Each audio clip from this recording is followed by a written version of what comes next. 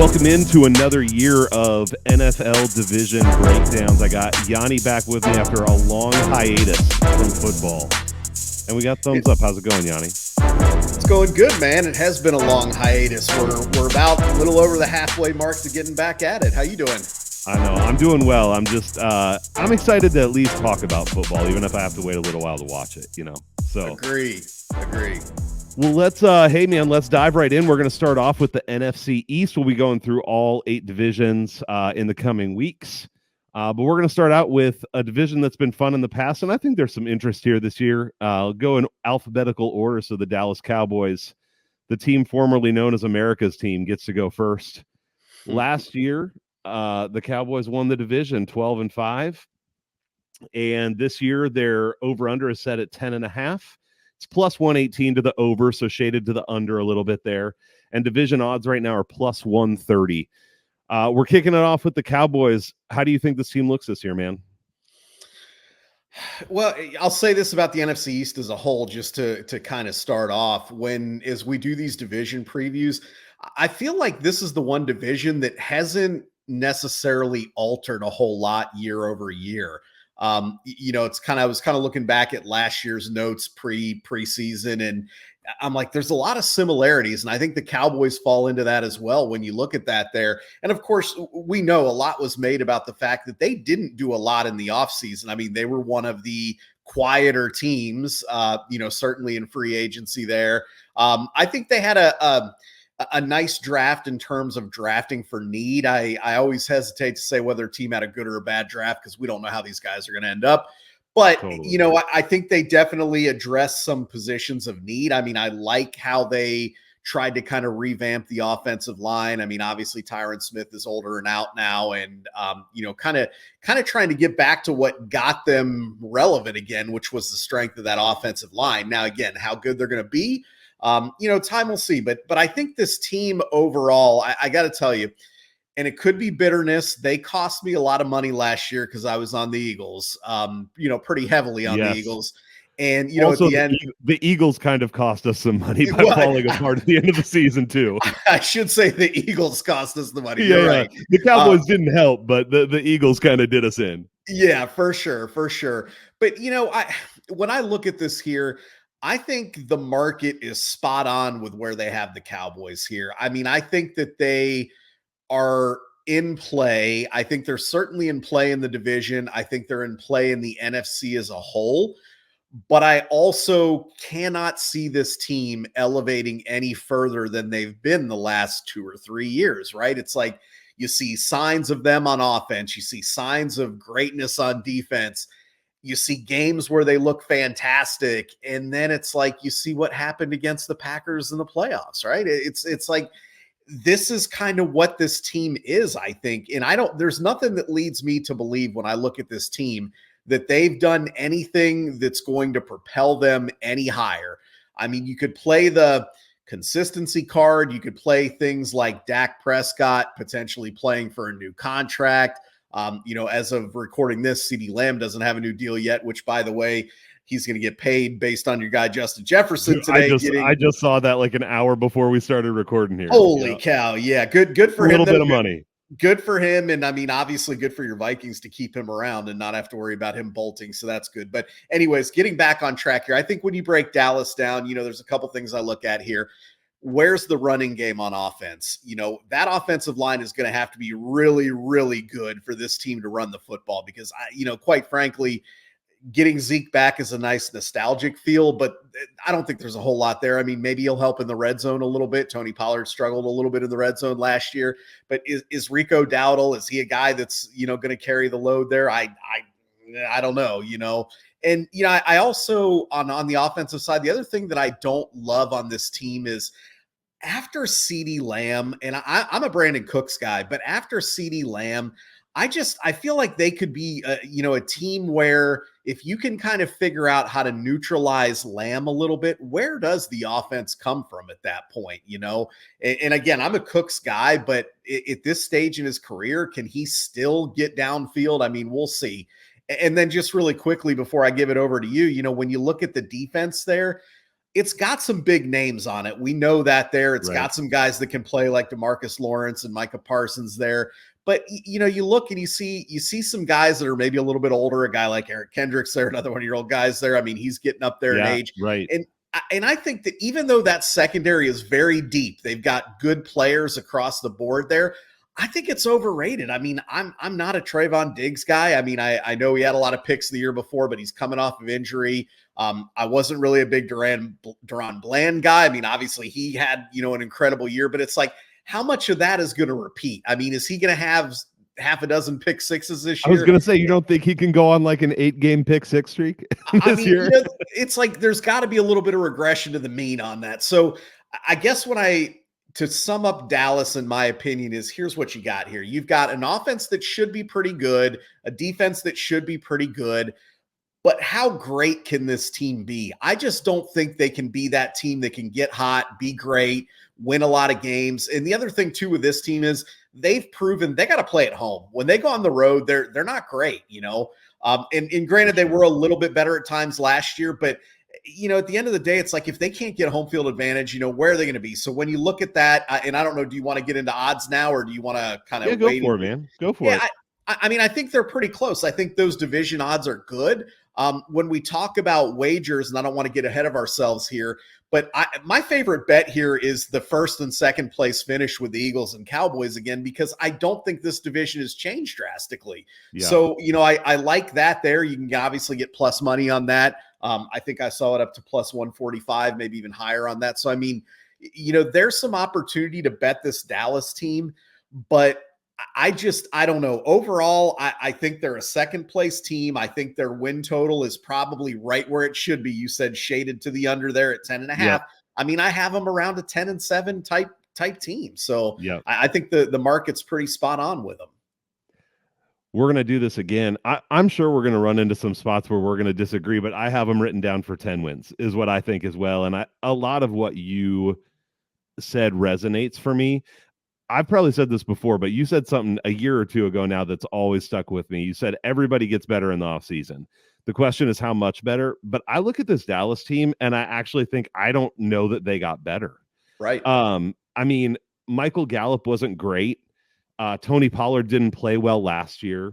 Tyron Smith's getting older. I mean, there are question marks about a lot of these guys that they lost, but I don't know that the people they brought in are better than the people they lost. Maybe it's not a big drop off.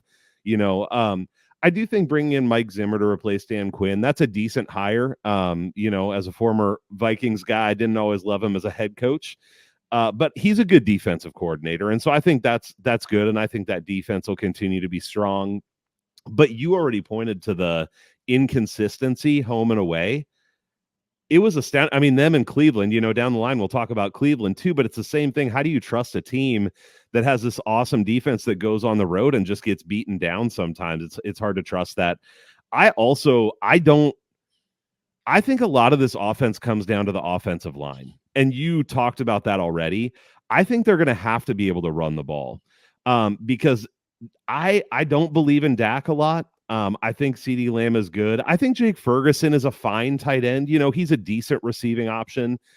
But when you think about a team that's good at the skill positions, honestly, when I thought of Dallas, I'm like, oh yeah, that's a pretty good team at the skill positions. But then you start looking at it, it's like, at wide receiver 1, they're pretty good, which is what you pointed to as well.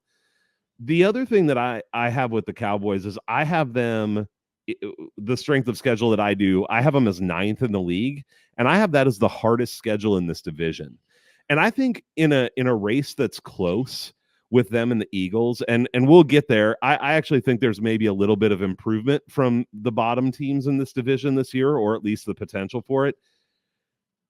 I think that could play into this here in terms of the Cowboys. I wouldn't want to bet them at plus 130 or whatever to win the division. When you said you saw Philly and Dallas, was that a straight forecast or dual forecast? Dual forecast. Yeah. You saw it at plus money. Mm-hmm. Plus, I want to say plus 145 on. Oh gosh, I'm sorry. I should have taken better. No, that's fine.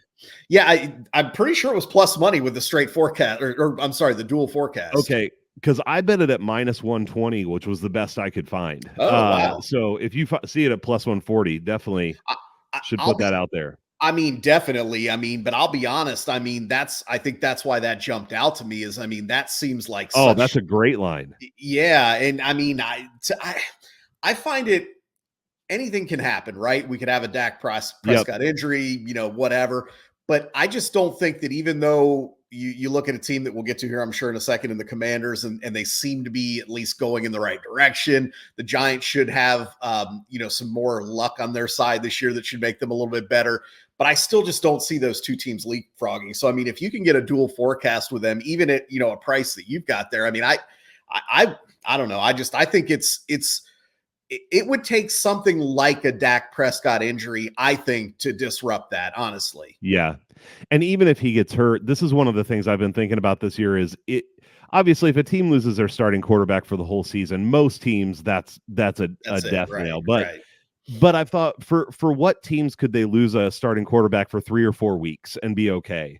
And Cooper Rush is definitely nothing to write home about. But with that defense, depending on which games it is, I think Dallas could tread water through a few games without Dak. So Yeah. I agree with you. I think it would take something like that. So,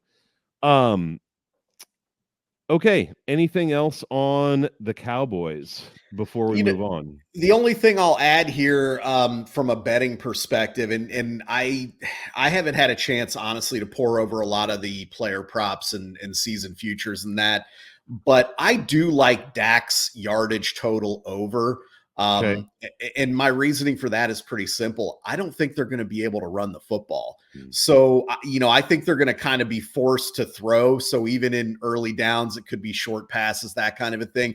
And it's basically set at 4,000 yards, give or take, depending what book you're looking at there, which I mean, again, if Dak plays the season, I think he can soar over that. So, keep that if you are a Cowboys fan, a Dak fan. I mean, I think that's a number that is very generous based on the way that I think their offense is going to run.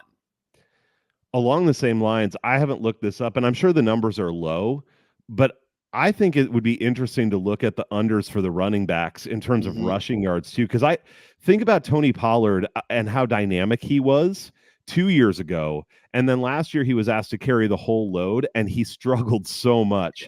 And I think Rico Dowdle might be a little bit worse version of Tony Pollard. Right. And so I could see him really struggling to get much on the ground. And I could see him even maybe leaning on Zeke a little bit in terms of regular running plays. Maybe trying to go back to what it was 2 years ago with Zeke and Tony Pollard, just subbing Rico Dowdle into that spot. So that's another thing. Again, these over-unders on player props, I've looked at them some, not as much, I'll do more yet, but definitely they're posted low.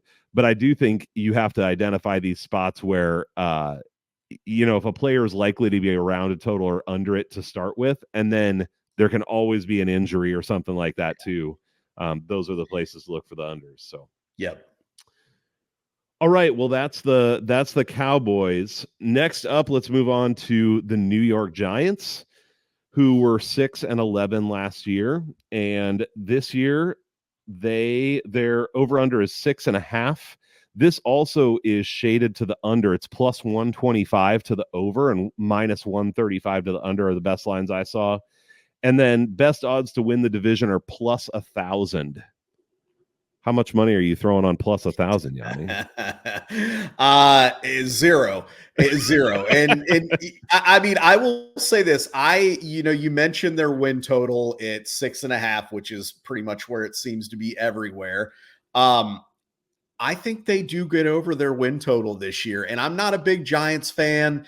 I think that, this team has a lot that you can poke holes in, but I also think that this was one of and I mentioned it actually just a few minutes ago, this was one of the unluckiest teams in the league, last year. They really were. Their offensive line was decimated. Obviously, they lost their quarterback early. We can obviously talk about their quarterback situation here if we want to do that. But I think that, they're going to find a little bit more, I mean, for their sake, hopefully stability this year where they can have a true performance and a true, I guess, valuation of what a season would be. Because, when you look at last year, it was ugly, but, you kind of look at that and you're like, when you see what they were working with, what do you expect, right? I mean, it wasn't going to work. So now, obviously, again, a lot of unknowns. We don't know. I mean, there could even be a quarterback controversy in New York at some point here, sooner than later. Even we don't know.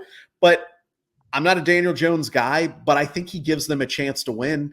I think that, as long as he's in the lineup and their offensive line can do anything, I think that they're better off. And when you look at that offensive line, I mean, they did address that a little bit, right? I mean, They should be better on their offensive line. The one thing that I hate that they did not really address was the right tackle position.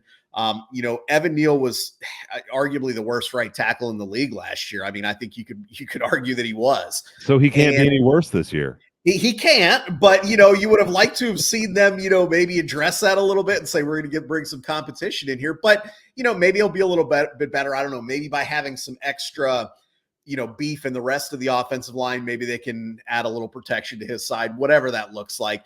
Of course, we know Saquon Barkley's not there. So, what does that look like from a running game perspective? I'm not sure, but here's what I do know.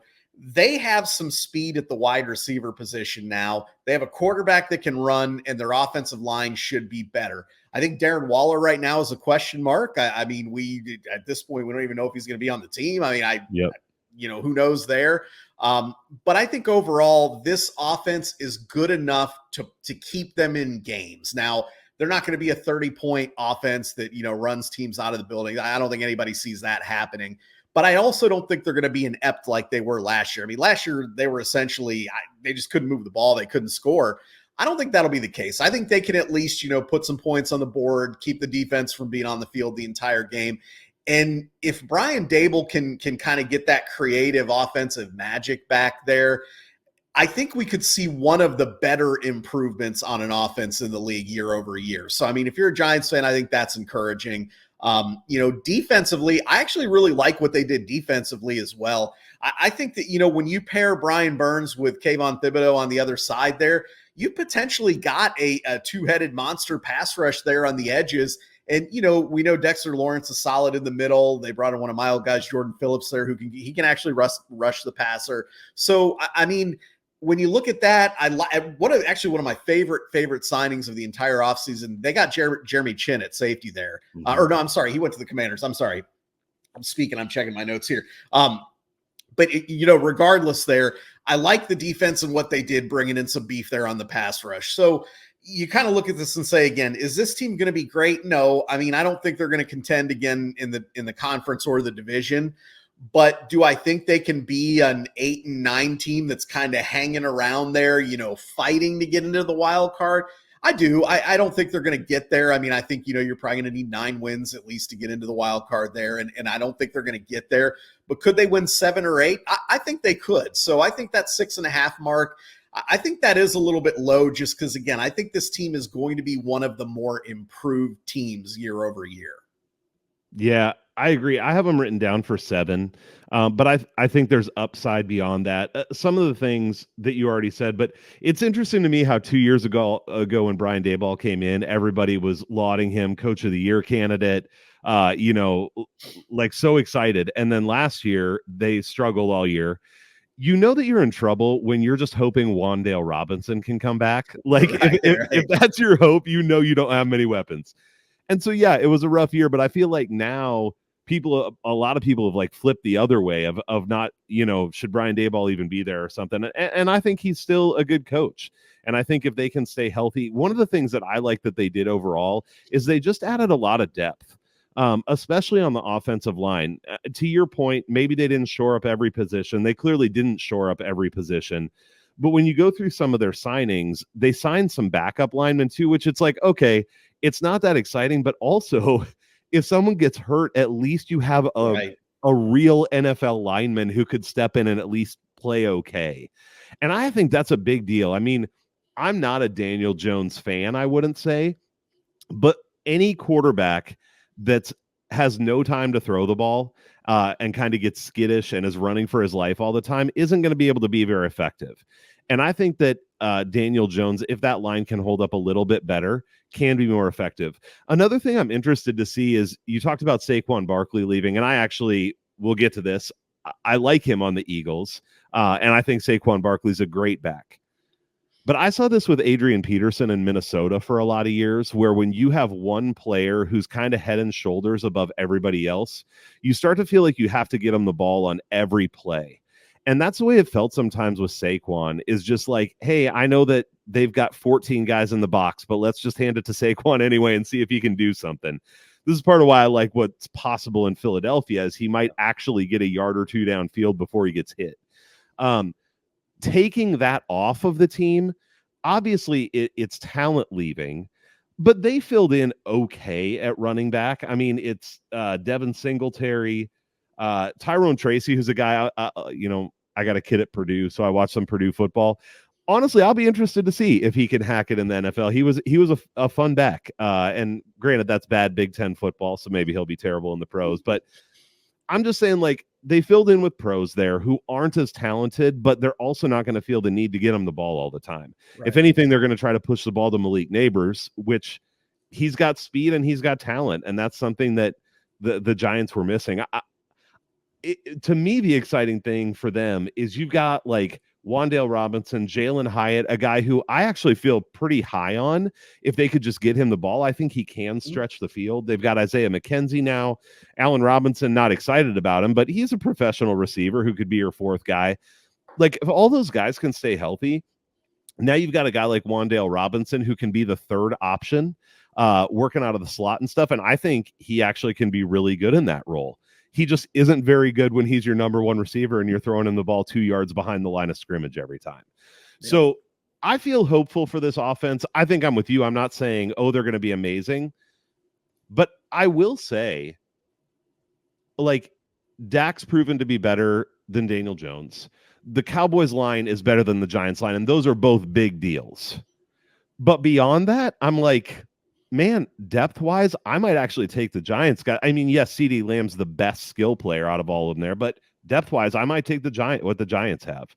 And then you talked about it on defense, but I actually think that defensive line looks formidable, man. Like, you and I were both on Kayvon Thibodeau overs for sacks last year, partly because it was set at like 4.5 or 4.75, which he went over easily. I would like if they would run that back. But man, adding Brian Burns there, adding Jordan Phillips, who's a good player. I just think a lot of this is going to come down to how does their secondary hold up? Because I think that line's going to get some push. And hey, at least you've got one unit on the defense that you can feel good about that's going to get something done. So, that's saying a lot. But overall, just to say, I think there's reason to be hopeful about what this offense can be. I think there's reason to believe that the defense can be pretty good. I think the big shift for me is I remember at the end of last year, like, if the Cowboys and Giants played, and I like, especially for future stuff, I'll put in percentages of how I think those games would go. I probably would have been at like Cowboys win, 80-85% of the time at home, 65% of the time on the road. Now I'm like, the Cowboys probably still win 65 to 70% at home, but maybe 50 or 55 in New York. So that's like a 10% shift for me in terms of the odds between those two teams in what I'm looking at. Yeah. That's interesting. And I mean, I think that's an interesting way to look at it for sure. Yeah. So, I mean, I haven't bet there over or anything yet, but but I don't hate it. If I was going to bet one way or the other right now, that's the way that I would look. Same. And I also have put $0 on them to win the division at plus 1,000. Yeah. Plus 10,000 maybe. Well, then maybe we'll get into it. Exactly. Yeah. Exactly. All right. Let's see. I don't think I have anything else on them. All right, you ready to move on to the Eagles? Yeah, let's do it. All right. I have a bitter taste in my mouth, as we already said, with the Eagles. Dude, just real quick, them and the Jaguars last year took me from like winning a lot of money to winning like zero, basically. Pretty much broke even. Same. We had a pretty good football betting season overall, but you're right. A couple of those big future losses in there, they hurt. I mean, just so killer. I mean, when I look at this Eagles team, I've been high on them, and I've got a good buddy who's an Eagles fan. So of course he's like, oh, they're going to be great here, and maybe my vision gets a little clouded with that. I don't know. But I think, I see him basically at about minus 110 to win the division. I don't know if that's what you have, but I think that's what Bovada had when I checked earlier. Plus 120 was the best I could find. Okay. So yeah, you're somewhere around even to, a little bit of plus money. Yep. Yeah. I mean, is it a given that they'll win the division? Absolutely not. But I think this team wins this division. And of course, I said that last year. I bet a lot of money on it. It didn't happen. But I would be willing to go back and kind of double down on that here for this year. I think this team, when you break it down, there's a lot more to be excited about than there is to be nervous about. And there are a couple things I think that you need to be concerned about if you're an Eagles fan. But there's a lot to be excited about. And I mean, I'm going to start with the coaching additions that they have here.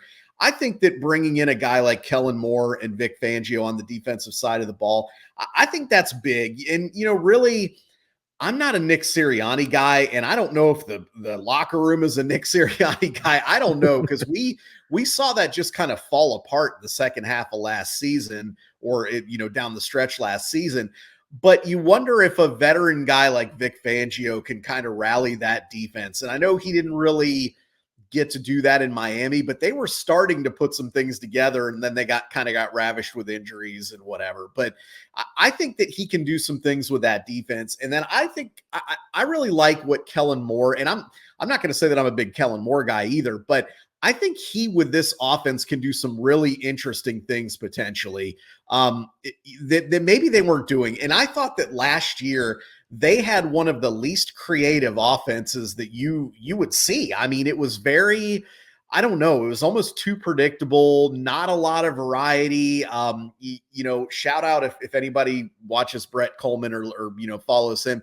He pointed out some of the things on that Eagles offense last year that was like, gosh, if you're a defensive coordinator, this is too easy. And that shouldn't happen with this Eagles offense. I think Kellen Moore can maybe get them away from that to where it's maybe a little bit more explosive, maybe a little bit less predictable on that. Because certainly the talent is there. I mean, when you look at that offense, yes, Jason Kelce retired, but I mean, it's not like this offensive line is going to be bad. I mean, they still have their anchors at the tackle position. They still have Landon Dickerson. I mean, Cam Jurgens should do fine filling in for Kelce there. So it's not like it's a bad offensive line. It's still probably a top 5 offensive line in the league. So you look at that there, and then you kind of touched on the Saquon Barkley thing. I think that's a game changer here. I really do. Yep. And not that DeAndre Swift isn't a good back, because he is, but there were two things with Swift here. Number one, I don't think he's as good as Saquon Barkley. But the other thing is, kind of like you mentioned, I don't think the Eagles felt a lot of urgency to get him the ball. In fact, it often seemed like they didn't want to get him the ball. And I don't know, maybe A.J. Brown's yelling for the ball too much. Maybe, I don't know. But he does want the ball. That's true. He does want the ball. But I feel like they're going to, maybe force Barkley a little bit more. And maybe not. I mean, who knows? Maybe we'll see Kenneth Gainwell and whoever else they want to trot out there. But I think that Barkley you can't – how do you guard this team? I mean, what do you take away? What do you focus on if you're a defensive coordinator? If you're playing them, there are very few teams that can take away a good running back that has a good offensive line with a quarterback that can be mobile, a tight end who's a top 5 or 6 tight end in the league, and then 2 really good receivers on the outside. It's like, what do you do? So I think that, with Kellen Moore coming in, I think we're going to see a little bit more of that explosiveness, maybe some different things to get guys like A.J. Brown and Devontae Smith the ball, but still feature a guy like Saquon Barkley. So I really, really like this offense. Now, the only thing on offense that I don't like is unlike you mentioned the Giants, they don't have a lot of depth on their offense. So, if you see a guy like A.J. Brown or Devontae Smith go down, things could change. I mean, it could be one of those things where it's like, oh, they got a bunch of guys beat up. Well, now this offense isn't quite as dynamic. But as long as they can kind of keep the core healthy there, I think they're going to be really good. And one thing that I'm convinced on this, I don't think Jalen Hurts was healthy in the second half of last season. 100%. That's a big thing for me too, man. He could not run. And I mean, quite frankly, I'm not taking shots because I think he's a solid throwing quarterback. But his ability to be really, really good is premised on the fact that he can run and throw. And if he can't run, he just becomes a guy at that point. And I think we saw that. So with hopefully that health and the ability, and of course the improvement there at the running back position and that, I mean, I think Hurts could have a nice rebound season if he's healthy. And I think we could see guys like Brown and Devontae Smith really tearing it up with Saquon Barkley. So I really like that offense. I think they're going to be hard to stop as long as they stay healthy. When you flip it over to the defense, here's where the question marks are. But let's start with the positive first. They retooled that secondary. Yep. And, that was obviously, they had some issues down the stretch last year, tackling. They were a little bit soft at times, but the big issue was that secondary. I mean, guys were running wide open all over the place. And I think it was a combination of coaching scheme, but also, you kind of look and you say, okay, you had some older cornerbacks, you had some questions at the safety position, that kind of a thing. And they really addressed that. I mean, obviously bringing Chauncey Gardner-Johnson back in, that's huge. I mean, he's the thumper enforcer in the back there that can really kind of hold things together. They drafted two guys very high, potentially the two best corners in the draft, fell to them or landed. I mean, I don't know how that happened, but they ended up with two really good potentially really good rookie cornerbacks. And they get Avonte Maddox back, who's a good nickel corner, good slot corner, who missed a lot of last season. So all of a sudden that secondary that was really, really bad, you look at it now and you're like, okay, Darius Slay's got some help now at the corner position, right? They got some help with Avonte Maddox back. The safety position's better. And now you can have a guy like James Bradbury that was getting torched and not tackling. And now he's a depth guy, right? He's probably not going to start and, but he's a veteran guy, whatever. So that goes from potentially a big liability to now maybe it's a strength, or at least not something that's going to get you slaughtered every week like we saw. So that's what I like on this defense. Now, what I don't like here, the pass rush is a big question mark on this team. They brought over Bryce Huff, and Huff is a guy who I think can get after the quarterback a little bit. But when you look at that, I mean, that's not a pass rush that scares you. I think they got Milton Williams, and I know Brandon Graham's coming back for another year, but I mean, how much does he have in the tank to contribute there? And on the interior, I mean, I love their two young guys there with Davis and Carter. I mean, those guys are great, but they don't have a lot behind them either. And they're big guys. So, they need to be spelled. They need to stay fresh. And I don't know that they have that. So, those are the things that I look at that worry me a little bit on this defense. I think this defense will be good, but I don't think it's going to be great. Outside of Jalen Carter, I don't think they have that like star player. And maybe one of those young corners can be, that star player. And I mentioned CJ. I mean, he's great in the secondary there, but they don't really have that, just kind of Micah Parsons game wrecker type player on that roster there, other than maybe Jalen Carter, if he can, be that guy in the middle, kind of that Aaron Donald type player. So anyways, that's a long-winded way of me saying that I think their defense is going to be fine. I don't think it's going to be great, but I don't think it's going to be a liability. I think they're going to tackle better. I think they'll be in better position because of Vic Fangio. So if that defense can get back to playing even average football, because at the end of the year they were playing pathetic football at the end of the year. Yes. If they can play average football, I think with that offense, to me, this is a 12-5 team. And I think their over-unders at 10.5, slightly juiced, I think to the maybe to the over. It's I got plus 105 to the over and minus 115 to the under. And this is by the way, I'm like looking at multiple books, and those are the best lines I can find on either side. Sure. So call it even money roughly. Yeah, close to even money. Yep. Yeah, it's 10.5. And I mean, I think they do it. And you mentioned too, I have them with the 9th easiest schedule in the league. And not that that's a cakewalk, but when you compare it, like you said, to the Cowboys, the Giants, and Commanders, I think they have the easiest road. So you kind of put in better coaching, retooling some key areas, the softest schedule, a healthy quarterback. And all of a sudden, to me, and again, maybe fool me twice, shame on me, we'll see. But I think this is a 12-5 team. I think you can bet their win total over. I think you can bet them to win the division. And I think you're in good shape here. I really do. It's crazy to me that I know that we're not, I'm 99.9% sure we're not doing exactly the same things for our strength of schedule. And I have them with the 9th easiest also, 24th overall. So, and I have that as the easiest in the division. Mm-hmm. And I do think that is something to pay attention to here, especially if you feel like the margins aren't huge between the Eagles and the Cowboys, that you get a team that has a pretty significantly easier schedule. Right. Man, I love your breakdown. Awesome stuff there. And I agree with a lot of it. I think for me with the Eagles, just looking back historically, 2 years ago, this is like best team in the NFC. We think they're great. We think the same basically is going to be true going into last year. Then they start getting the Vikings treatment where every game they win is lucky because it's close and they're going to fall apart. And hey, it proved true in their case, right? They did fall apart. However, some of the points that you made are really big to me. Their secondary was decimated. I think their defensive coaching was poor.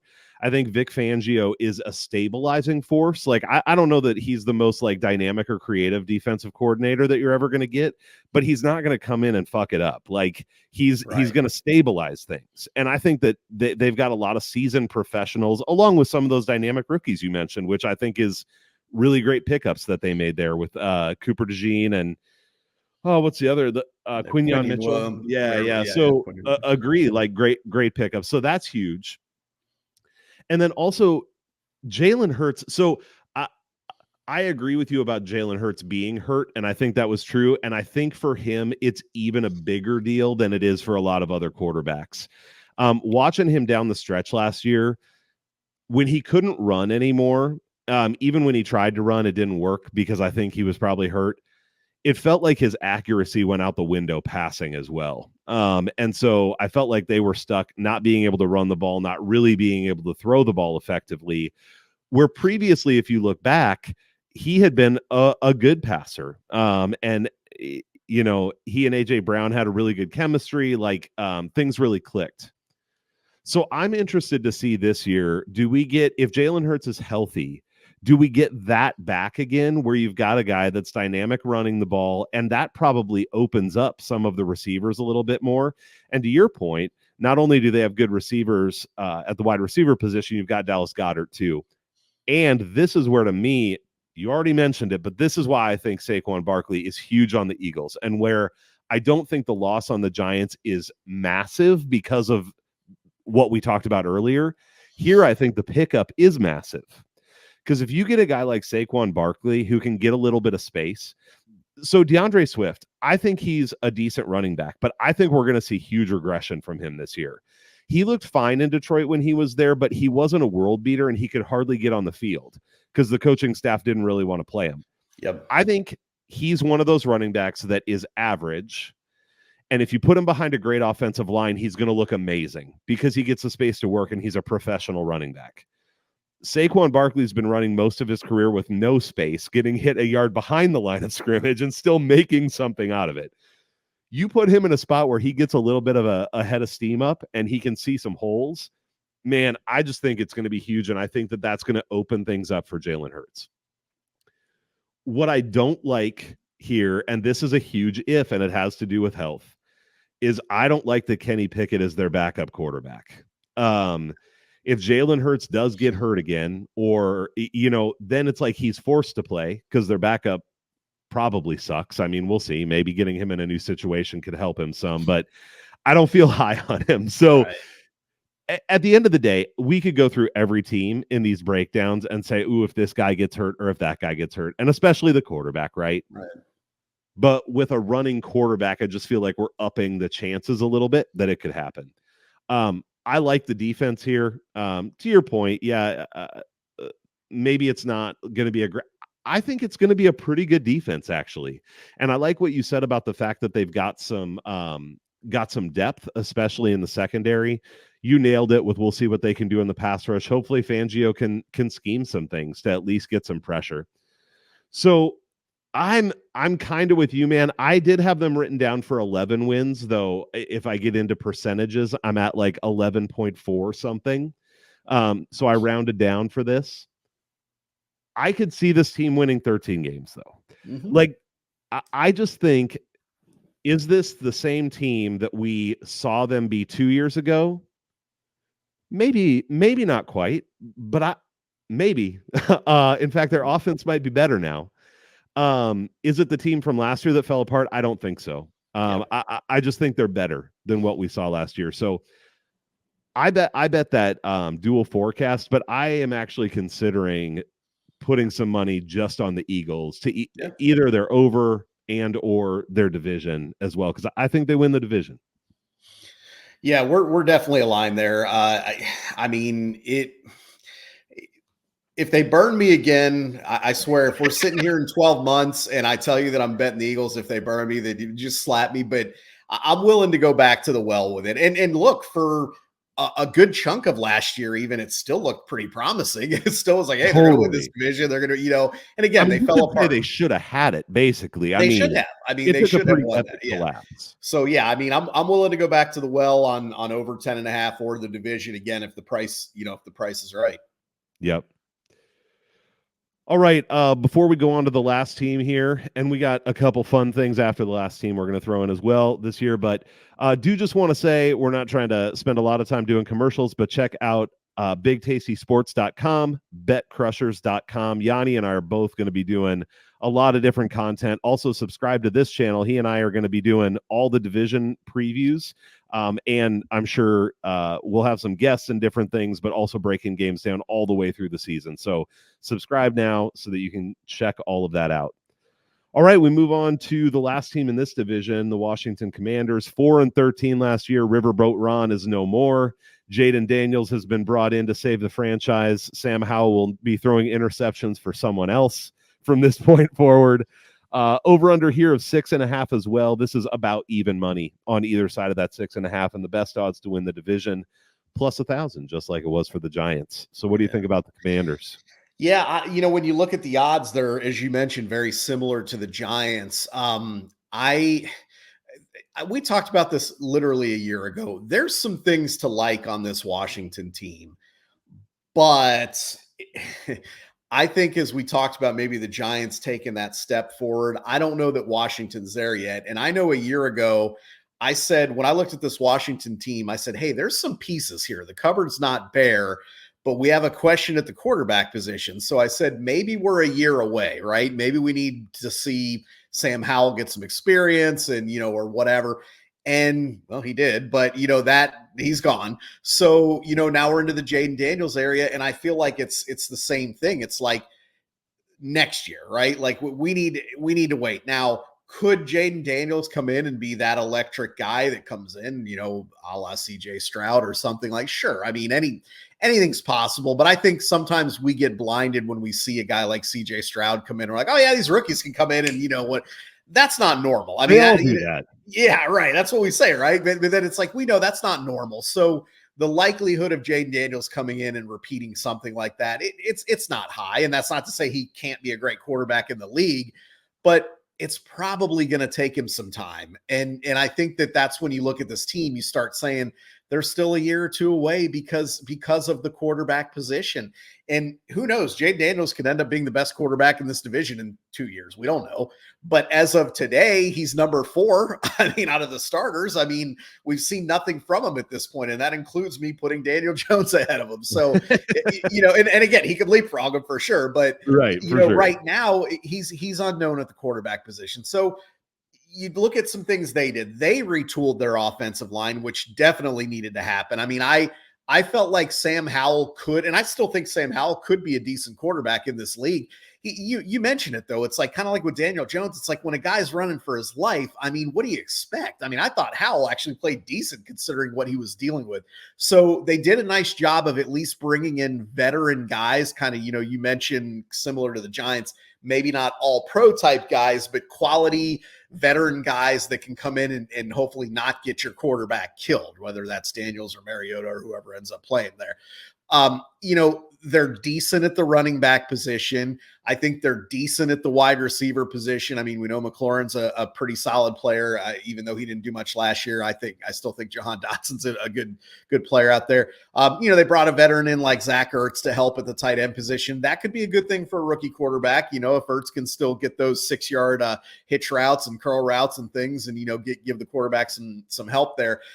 I think the big thing here, though, is when you look at that defensive side of the ball, they've got some talent there. And I mentioned Jeremy Chin mistakenly earlier on the Giants. He's one of my favorite signings there on Washington. But what I don't love is we know that Montez Sweat isn't there anymore. And Chase Young isn't there either. And I know Chase Young didn't really do a whole lot in his time in Washington. You can, say what you want there. But where's the pass rush for this team come from? I mean, you look at that there and it's like, I mean, there's not a lot there. Is Cleveland Farrell going to, magically come to life? Is A guy like Dorrance Armstrong, who was basically a rotational guy in Dallas, is he going to come in and, get you 10, 12 sacks? I doubt it. So where's that pass rush come from? I do like their back seven because I think they've built some decent depth there. They brought some veteran guys like Bobby Wagner in, who still, even last year, played at a pretty high level. No matter how old the guy's getting, he's still producing. Veteran leader there, kind of calling the defense there. They brought in Frankie Louvu from Carolina, who's I think, quality contributor there. So, I mean, there are some things there. I don't think this team's going to get run out of the gym every week. I really don't. But I said that again last year. I'm like, I think this team can be competitive. I just don't know that they can win. And I feel like, these are going to be the games where it's like, oh man, they gave the Cowboys a decent run in Washington, or, they gave this team a good fight and lost to the last second field goal. And I think we're going to see more of that this year. And, there's nothing to me that I've seen that says this team is going to be drastically better. Obviously, the wild card would be they've got new coaching, and they're going to have a quarterback who potentially could be very good. So, what is the NFL? What's the most important thing? Coaching and quarterback. Maybe Brian Schottenheimer's a guy with a new quarterback, and maybe they can come take the league by fire. I don't think that's going to happen this year. I think that if it works out, it's going to be a year or two down the road, with that. So, that's kind of me saying that this team, I actually think, probably stays under on their win total there, even at 6.5. I mean, I think they're probably a 6-11 team, maybe even 5-12, depending upon how things go.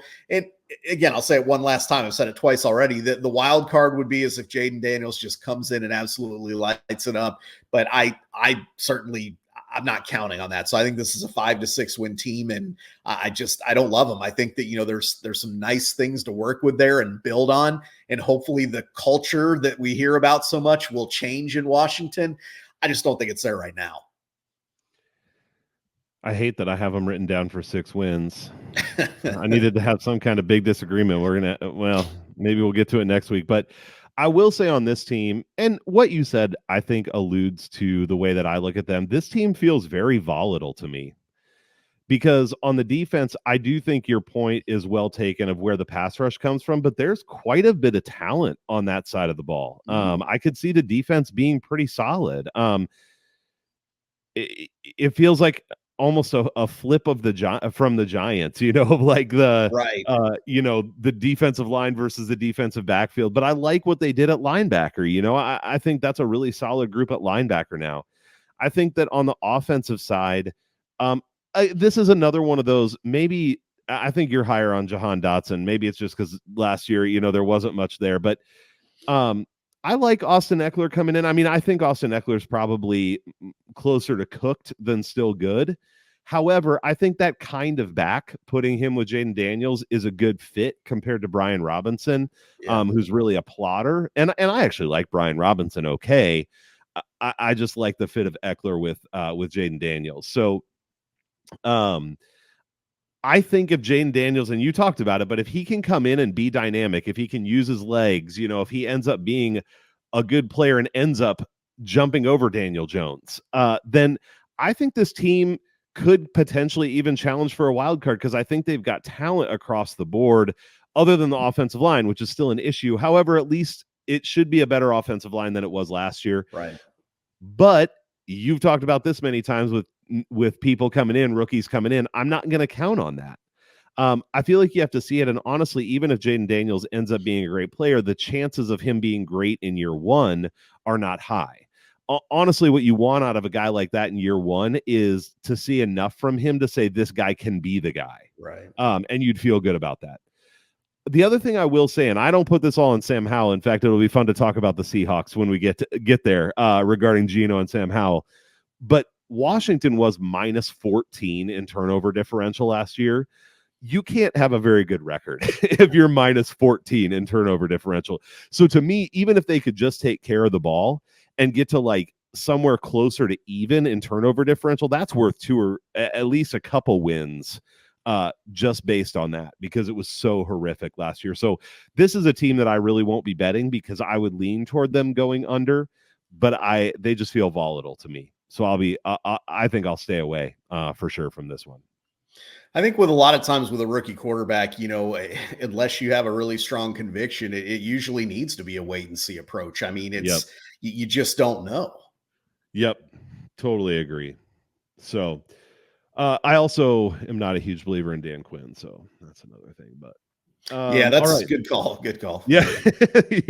Not like some young buck who's going to come in and really supercharge this offense or anything. So, all right. Well, hey, to finish up, we're going to just go through and rank the teams in this division on a few things, and we'll see if we can get some places to disagree after going through all of this.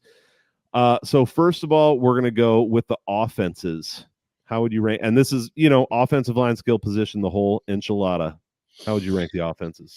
I mean, I think we kind of both agree the Eagles probably stand out, at least in my mind. I've got them the clear number one. I'm going to give Dallas number two for a couple reasons. I mean, they have I'm going to call him a proven quarterback in Dak. They have CeeDee Lamb, and they've proven certainly at home to be able to put up points. So, I mean, I think you got to put them second. I think the interesting thing is going to be where, who you feel like you want to slot in third. I'm going to go with the Giants because I think their offense is probably going to be a little more, I'm going to say, creative than Washington. And again, I think that when you look at all the things they had working against them last year, we talked about some of the improvements, the depth at receiver, that kind of thing. I think they're better. So I've got them third, and then I'll have Washington last for now. And again, not that it's terrible. I mean, they have some pieces there. It's not awful. But you look at that, and I misspoke earlier. I said Brian Schottenheimer with the Commanders. I meant Dan Quinn. I apologize for that. But Dan Quinn, like you said, I mean, I'm not the biggest fan of him in the world, and kind of, he's kind of more of a defensive philosophy coach, and we know how that works in the NFL. So I think that's kind of, for me, Eagles, Cowboys, Giants, Commanders. Yep, I'm Eagles, Cowboys, and I'm going to go Commanders, Giants, only because of the upside. However, to me, they're a coin flip. Sure. I just think Washington's more volatile. So I also just wanted to disagree about something. Well, yeah. I had them as a coin flip, so I'll just go the other way. Let me ask you this really quick before you get into the next one here. But to me, if you want to use the term easy, and I don't know if that's the right thing, but I think the NFC East is the easiest division to break down. And I think that's why we probably have some similarities here is, when you look at it here, it's like, I feel like if you ask the average NFL football fan, if they follow football, they would probably have a lot of similar thoughts on the NFC East that we do as well. Now, I don't know that that'll be the case for the other 7 divisions, but for the NFC East, I mean, to me, it's pretty black and white. I don't know. Yeah, I think that's fair. It honestly, when I was breaking this down, what it reminded me of was last year, the NFC West, where it felt to me like it was going to be San Francisco, Seattle, the Rams, and then the Cardinals. And there was this little caveat of, well, if Stafford could stay healthy the whole year, but I kind of assumed he wouldn't. Honestly, that's part of what gave me a little pause on betting that dual forecast is last year I bet the dual forecast was San Francisco and Seattle, and it didn't work out. So yeah, I hear you. No, but I think that's a great point, Yanni. Yeah, I have a feeling, when you look at some of these divisions like the AFC North or the NFC North, there's probably going to be a little bit more fluctuation there because I think, there's some people that are high on one team and not another and vice versa. Whereas again, I think in the NFC East, most people probably feel similarly. Yep. And I think that also lends to some of the division bets being a little bit easier here because, to your point with the dual forecast, could it lose? I just talked about San Francisco and Seattle from last year. Of course, it can lose. A quarterback gets hurt. Daniel Jones ends up being amazing this year. Who knows? Stuff happens, as they always say in sports. But I do think when you're looking at where is their value on bets, the likelihood that those two teams end up in first and second just feels so high. Absolutely. And even aside from our breakdown, just look at the lines that are out right there right now. You've got 2 teams with over-unders of 6.5, and the other one's at 10.5. You have a 4-game swing, between the bottom and the top. So to get anywhere around even money for those 2 teams to come in first and second, just makes a ton of sense. Yeah, for sure. So, all right, well, maybe we'll line up here again, but defense is next. How would you rate those? This one's a little bit tougher because I actually think these defenses are all similar, in where they're tiered here. I would probably give the Cowboys a slight nod at 1, and I mean slight nod, because again, I'm not necessarily super high on them. and on the road. We talked about they, sometimes have issues there, but I'm going to give them a slight nod at 1. I'm going to flip them with the Eagles and go 2 with Philly there. And then I'm probably going to go Giants at 3 and Commanders at 4 there. And kind of like you mentioned, I think you could flip a coin there. Really, I mean, Giants front 4, Washington's back 7, like what do you want to take there? So, but I do think that no matter how you list these forward, I'll be curious to hear what order you have them in there. I think there's very little margin between the 4. I don't think there's a huge difference between any of these 4 defenses. I totally agree. So yeah, I'm Dallas, Philly, Giants, Washington was the order that I went in. But I get tempted because like I really like that front 4 of the Giants. And so I just see for a minute I wanted to put them at 2nd, but then I'm like, it's just not consistent enough across the board for me to do it, I mean, if their secondary was a little stronger, I think you could make that argument for sure. But you look at I don't even know Cordell Flott and some of the guys they got playing in that secondary, and it's like, no disrespect to those guys, but it's like they're going to need Thibodeau and Brian Burns and these guys to really get after the quarterback to protect that secondary. So anyways, yeah, I hear you. No, I'm totally with you.